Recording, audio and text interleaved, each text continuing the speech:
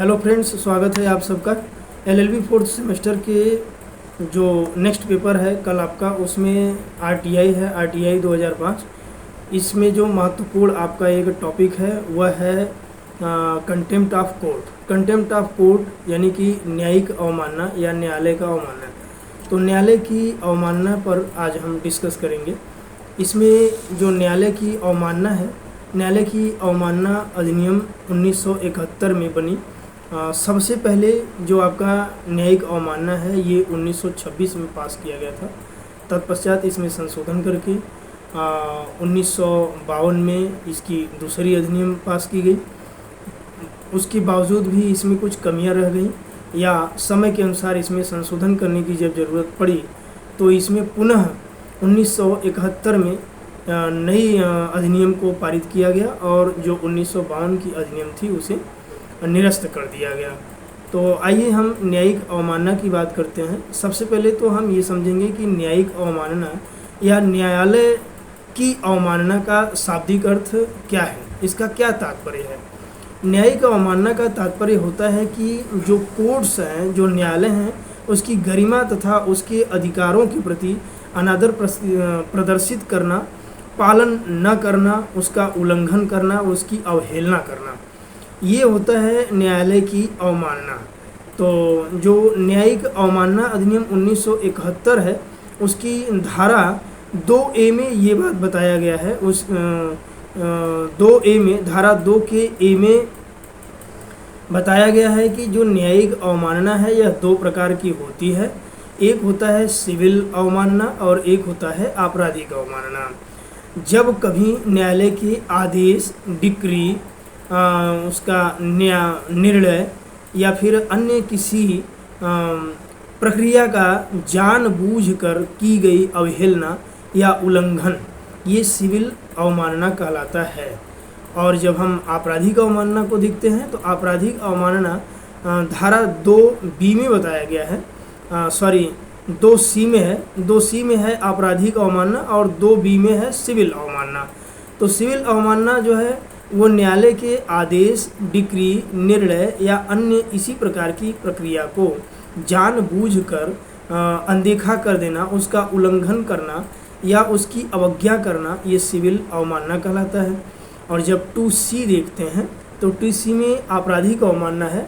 आपराधिक अवमानना में बताया गया है कि मौखिक रूप से या लिखित रूप से चित्रित करके या चिन्हित करके या इसी प्रकार के अन्य प्रक्रिया के द्वारा न्यायालय की अवज्ञा करना या न्यायालय के आदेश का उल्लंघन करना, पालन न करना या अनदेखा करना, जानबूझ करके जो है कि उसका सम्मान न करना, उसका पालन न करना, आदर न करना, ये एक तरह का आपराधिक अवमानना है। इसके अंतर्गत ऐसी प्रवृत्ति आती है जो कोर्ट को कलंकित करना, नीचा दिखाना या कोर्ट्स की कार्यवाही में दखल देने जैसी बातें होती हैं।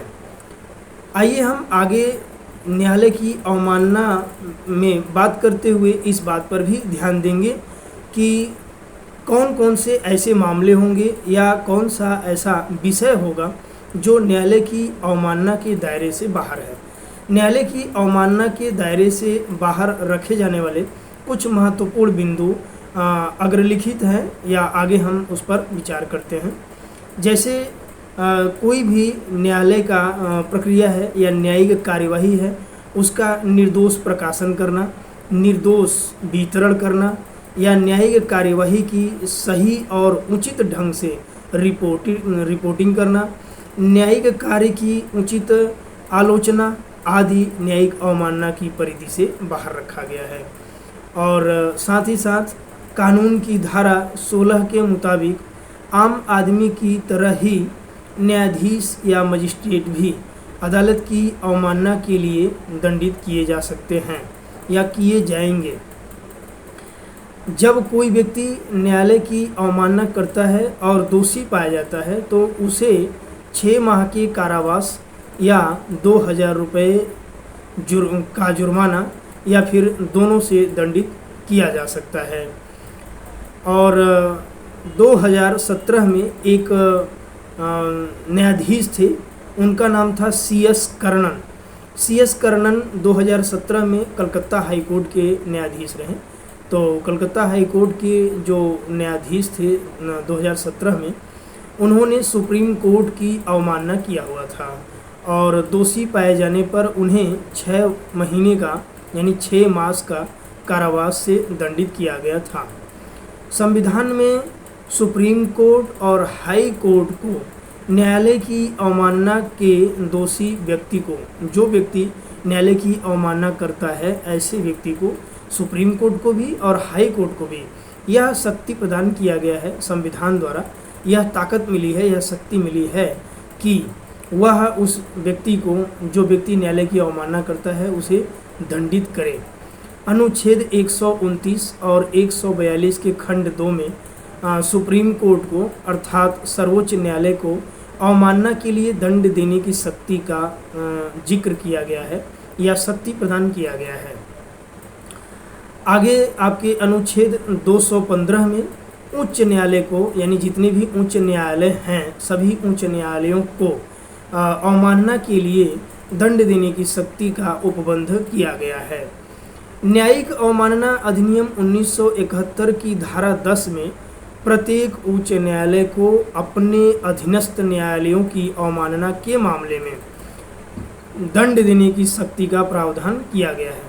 जो आपका न्यायिक अवमानना अधिनियम 1971 है, जब हम उसका अध्ययन करते हैं तो हमें यह ज्ञात होता है कि जो न्यायिक अवमानना अधिनियम की धारा 10 है, उसमें यह बात बताया गया है कि प्रत्येक उच्च न्यायालयों को, जो भी उच्च न्यायालय है, चाहे वो यूपी का हाई कोर्ट हो या MP का हाई कोर्ट हो, किसी भी राज्य के हाई कोर्ट्स हो सकते हैं, तो इन्हें यह शक्ति प्रदान होती है कि उनके अधीनस्थ जितने भी न्यायालय हैं, यदि उनका अवमानना किया जाता है तो ये जो हाई कोर्ट्स हैं, जो उच्च न्यायालय हैं, ये दोषी व्यक्ति को दंड देने की शक्ति रखते हैं। इन्हें शक्ति है कि दोषी व्यक्ति को दंडित कर सके। अधिनियम का उद्देश्य क्या है? इस अधिनियम का उद्देश्य जो है, इस पे हम विचार करेंगे कि जो न्यायिक अवमानना अधिनियम है, इसका मेन उद्देश्य क्या है। इसका मुख्य उद्देश्य ये है कि जो अदालतें हैं या जो न्यायालय हैं, इनकी गरिमा का विशेष ध्यान रखा जाए, इनकी गरिमा और महत्व को बनाए रखा जाए और कोई भी व्यक्ति मनमानी ढंग से या जानबूझकर न्यायालय की अवमानना न करे। न्यायपालिका की विश्वसनीयता और दक्षता को सुनिश्चित करना इस अधिनियम का विशेष उद्देश्य है या महत्वपूर्ण उद्देश्य है। और न्यायाधीशों को दुर्भावना से, डर से और पक्षपात के बिना कर्तव्यों का निर्वहन करने से सहायता मिलती है, निर्वहन करने में सहायता मिलती है इस अधिनियम के द्वारा। इस अधिनियम का यही मुख्य उद्देश्य है कि कोई भी व्यक्ति, चाहे वो शक्तिशाली है या रसूखदार व्यक्ति है, उसको भी न्यायालय के आदेशों का अनुपालन करना होगा। वह व्यक्ति भी न्यायालय के आदेश का पालन करने के लिए बाध्य है। साथ ही साथ हम यह भी देखते हैं कि कुछ विद्वानों ने या ऐसा भी अध्ययन किया जाने पर समझ में आता है कि यह जो अधिनियम है आपका न्यायालय की अवमानना अधिनियम, इसकी जो विशेषता है, विशेषता के साथ साथ इसकी कुछ आलोचनाएं भी हैं। कुछ विद्वानों ने इसकी आलोचना भी की हुई है कि यह जो अधिनियम आया हुआ है, इस अधिनियम के कारण कोर्ट की जो कार्यप्रणाली है उसकी आलोचना को सीमित कर दिया गया है। अर्थात यह कहा जा सकता है कि यदि कोर्ट अपने कार्यप्रणाली में कोई मनमाना पूर्ण ढंग से कार्य करता है या मनमाने ढंग से कोई कार्य कर रहा है, तो उस पर उसको सीमित कर दिया गया है कि कोई व्यक्ति उसकी आलोचना मनमाने ढंग से या आवश्यकता अनुसार भी नहीं कर पा रहा है। अवमानना के केस में ऐसा देखा गया है कि जो न्यायाधीश होते हैं, जो जज होते हैं, वो पीड़ित भी होते हैं और वही जो है कि न्यायकर्ता भी होते हैं। ज़्यादातर ऐसा होता है कि न्यायालय की अवमानना जजों के द्वारा या अधिवक्ताओं के द्वारा ही होता है और जजों के द्वारा न्याय भी किया जाता है। कानून न्यायपालिका की आलोचना की मनाही करता है, जबकि स्वस्थ लोकतंत्र में रचनात्मक आलोचना बेहद अहम होता है। कानून जो है ये आलोचना की मनाही तो कर रहा है, लेकिन इसकी एक अहम भूमिका भी है कि समय समय पर स्वस्थ लोकतंत्र के लिए इसकी आलोचना भी की जानी चाहिए। इस पर एक तरह से अगर टिप्पणी नहीं की जाएगी, इसकी आलोचना नहीं की जाएगी, तो कहीं न कहीं मनमाने ढंग से या मनमाने पूर्ण ढंग से कार्यप्रणाली मनमाना पूर्ण ढंग से या मनमाना हो जाएगा, मनमानी रूप धारण कर लेगा। लिहाजा यह कहा जा सकता है कि अवमानना कानून अदालती कार्यवाहियों में सुधार की गुंजाइश को सीमित कर दिया है। अधिनियम की धारा 2C1 में कोर्ट की गरिमा को कलंकित करने की स्पष्ट परिभाषा दी गई है, जिसमें आम लोगों को मुश्किल में डाल दिया गया है। उसमें जो परिभाषा है वो स्पष्ट न होकर के अस्पष्ट है। धारा 2C1 में जो परिभाषाएं दी गई हैं गरिमा को कलंकित करने की, वो अस्पष्ट है, जिससे कि आम जनता या आम पब्लिक वह संकट में है कि कौन सी बात हम बोलें, कौन सा आलोचना करें जिससे कि कलंकित न होने पाए, न्यायालय कलंकित न होने पाए। यदि कलंकित कर देते हैं या उसकी आलोचना हो जाएगा या उसकी अवमानना हो जाएगी तो उन्हें दंड भुगतना पड़ेगा। कोर्ट के सम्मान को बनाए रखना हर नागरिक का फर्ज है, लेकिन स्पष्ट मानक न होने से कहीं न कहीं कुछ दुविधाएं भी पैदा होती रहती हैं। एक महत्वपूर्ण मामला भी है, जैसे एक अधिवक्ता हैं प्रशांत भूषण जी ने न्यायाधीशों पर टिप्पणी किया हुआ था जो कि उनके अवमानना के दायरे में आता है। तो अभी यह मामला जो है कि काफ़ी चर्चा में रहा, और इसके साथ ही साथ आगे हम देखते हैं कि जो अवमानना का इतिहास है या जो अवमानना अधिनियम है हमारे देश में लागू है, हमारे संविधान में इसका जो उपबंध किया गया है, यह ब्रिटेन के संविधान से प्रेरित होकर के भारत में लागू किया गया था। यह कानून ब्रिटेन में तो बंद हो गया है, ब्रिटेन में इसको ख़त्म कर दिया गया है, जबकि भारत में यह कानून आज भी प्रवर्तन में है।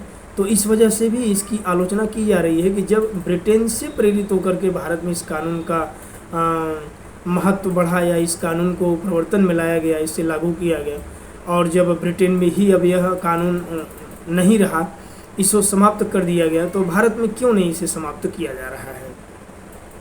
साथ ही साथ जो आपकी अवमानना अधिनियम है, इसमें कहीं न कहीं जो आज़ादी है आपके भारतीय संविधान के अनुच्छेद 1A में अभिव्यक्ति की आज़ादी, देखा जाए तो उस पर भी रोक लगाई जाती है या रोक लग रहा है इस अधिनियम के माध्यम से। तो सुप्रीम कोर्ट जो है हमेशा इस बात की तारीफ़ करता है, इस बात की वकालत करता रहता है कि अभिव्यक्ति की आज़ादी महत्वपूर्ण है और अभिव्यक्ति की आज़ादी ही विशेष महत्व रखता है। तो हर व्यक्ति को अभिव्यक्ति की आज़ादी है, हर व्यक्ति को अपने इच्छा को, अपने विचार को प्रकट करने की आज़ादी है, स्वतंत्रता है, जो कि अनुच्छेद 19 में वाक एवं अभिव्यक्ति की स्वतंत्रता के अंतर्गत आता है। उसके भी कुछ प्रतिबंध लगाए गए हैं, उस पर भी कुछ प्रोहिबिशन है जो कि अनुच्छेद 19 के खंड 2 में बताया गया है। तो यह आपका न्यायिक अवमानना अधिनियम के बारे में एक छोटा सा वीडियो सेशन रहा। इसे आप देखें, लाइक करें, सब्सक्राइब करें, कमेंट्स करें। निश्चित रूप से इसे आपको सहयोग प्रदान होगा और आप अपने परीक्षा में काफ़ी जो है कि जवाब देने में सफल हो पाएंगे।